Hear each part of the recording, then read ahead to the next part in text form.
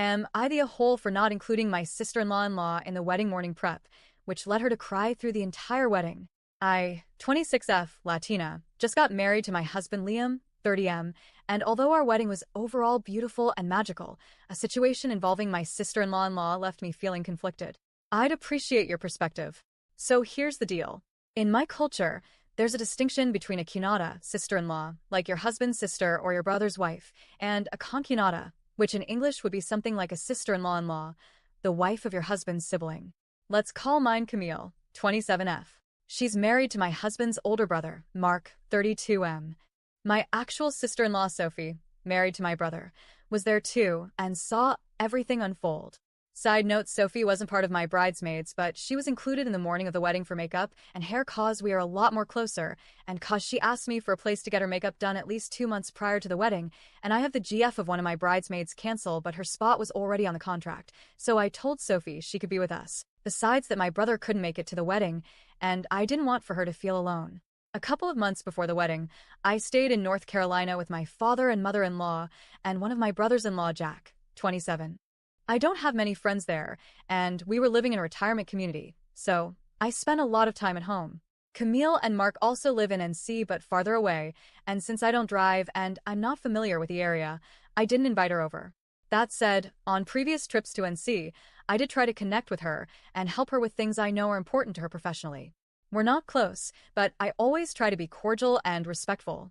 The day before the wedding, we had our rehearsal dinner after walking through the ceremony logistics. By the way, the wedding was in my home country. I wasn't really doing formal introductions, just saying hi to some of my husband's friends I had met and introducing him to a couple of my bridesmaids. Camille wasn't a bridesmaid, but her husband Mark was one of the groomsmen. My sister-in-law Sophie later told me Camille was visibly upset that no one had introduced her properly and that she looked uncomfortable all night. She wasn't alone though, she was with my in-laws. Later, Camille and Mark showed up late to the rehearsal dinner. It was raining, so that was understandable. What caught me a little off guard was that Camille arrived in athletic wear and a very bright rain jacket. The event had a formal vibe, even if not fully black tie yet, but I figured maybe her clothes got wet or she was just caught off guard. No big deal. The glam squad situation. That night, as we were all saying goodbye, I reminded my bridesmaids about our morning schedule.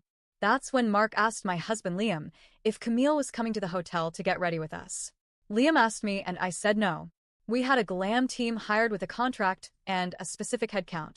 And to be honest, Camille and I had never had a conversation about her getting her hair and makeup done with us.